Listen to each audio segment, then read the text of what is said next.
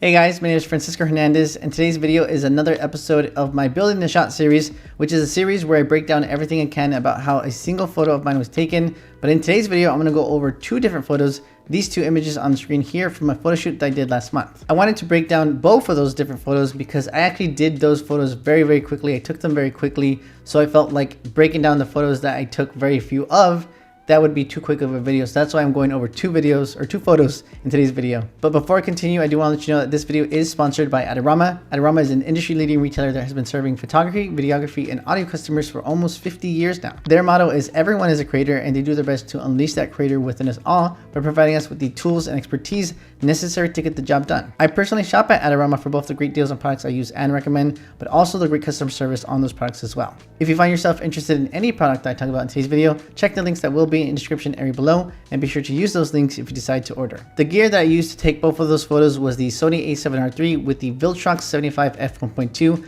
I actually have a review on that lens that you can check out using the link that's in the top right corner of the screen, as well as the description area below. But the long story short is that lens is pretty great. Even though it is a crop sensor lens, I think it performs really great. It's very sharp, and it's a great portrait lens. This is the lens right here in case you guys are curious how it looks like. When it comes to the light setup, I was actually using my friend's setup, which was the Godox 8600 Pro without TTL, the manual version, with the 34-inch glow beauty dish. On the screen right now is the first shot that I took of Anna at this specific spot at this photo shoot. And I do want to let you guys know that before I actually even take the photos, I kind of pre-visualize exactly how the shot's going to look like. The lighting, the distance the lighting is to the subject, the position, and even the settings and the composition itself, because I don't want to waste anybody's time. And since this wasn't my photo shoot, I wanted to be as fast as possible, to the point where I took the photo that I ended up really liking from this specific spot next to this bush in about less than a minute. I think like something like 50 seconds. This photo was taken at 5:42.56 seconds, and then the last one I took, which is the behind the scenes, was taken at 5:43.42, so less than a minute. And actually, I explained the light setup for the second photo earlier. The light setup for this specific shot was the 20-inch SMDV beauty dish. That's a very portable beauty dish that I've been using a lot lately with the Godox 8100 Pro. I also need to let you guys know that this photo was taken with an ND filter, a 6-stop ND filter. I use it all the time. It goes directly over my camera sensor.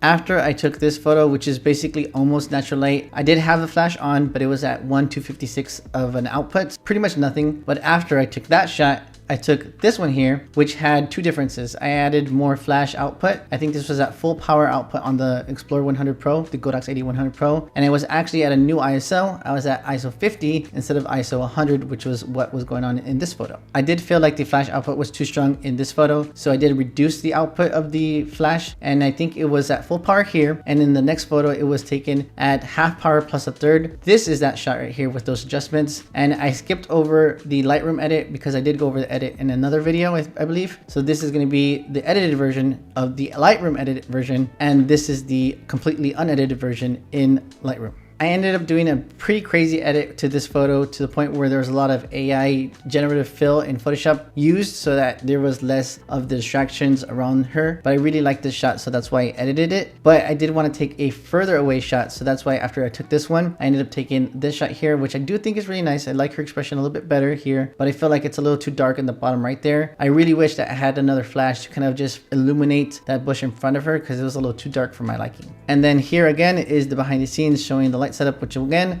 was the Explorer 100 Pro with the 20-inch SMDV beauty dish. One thing I have been liking a lot lately is paramount lighting / butterfly lighting, and you can tell how that looks like when you see that little shadow underneath the nose, which is going to resemble a butterfly. I like it because it's pretty much very flattering to the subject, because it's going to be no harsh shadows to one side or the other, and it's also going to be a little bit of drama in terms of shadows, so you get that nice shadow underneath the neck, underneath the nose, and I feel like it adds depth to the photos. When it comes to how I took that photo at the right in the beginning of the video, this was the very first shot that I took in this new spot underneath this bridge area at a local park. And obviously the ISO is way too high. It's at 640 for some reason. I'm not sure exactly why or how I got to that point, but I'm at ISO 640. I'm still at f1.2 aperture, and I'm now at a slightly slower shutter speed of 1/160th of a second. I'm still using the 6-stop ND filter here. This photo is actually a little blurry because the sun was coming into the lens quite a bit here, so it was making it hard to focus. So I did kind of shift a tiny bit, I believe, in the next photo so I can get a better autofocus. So this is the first photo I took in that new spot, and then this is the very next shot. Obviously, it is underexposed. I'm now at ISO 100, f1.2, 1/60th of a second, still using the ND filter, but I did have a lower output than ideal in this shot here. The only reason why I edited this shot is because I felt that the expression was great and it had potential to become a good photo, so that's why I edited it.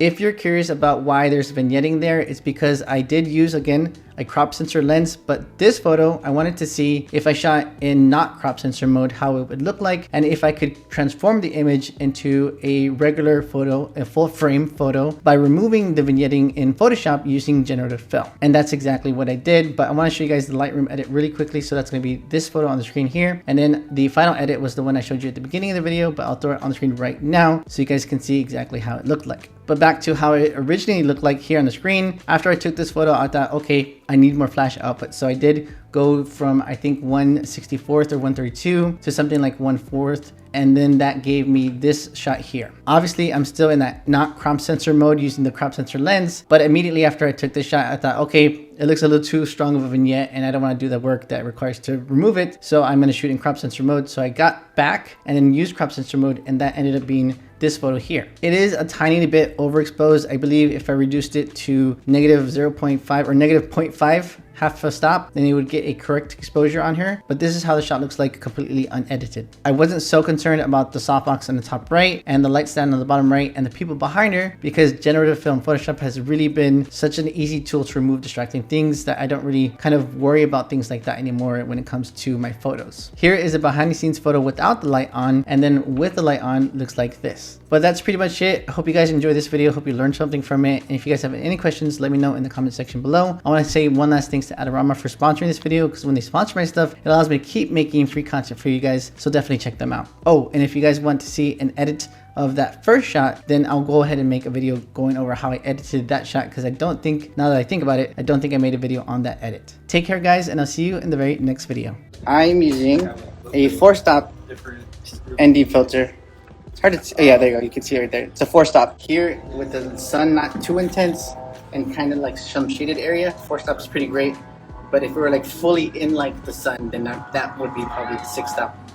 But I actually started with the 6-stop and I felt like it was too dark, so then I switched to my 4-stop. Dude, that sunlight is freaking bomb. I'm gonna get you more into the light right here, right there, and then I'm just gonna be boring with the pose, just like that, like cross in the front. Like if you're kind of like you're taking a step forward, so like one in front of the other.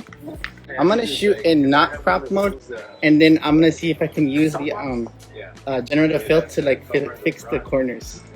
So we'll see how that looks like. 1, 2, and 3.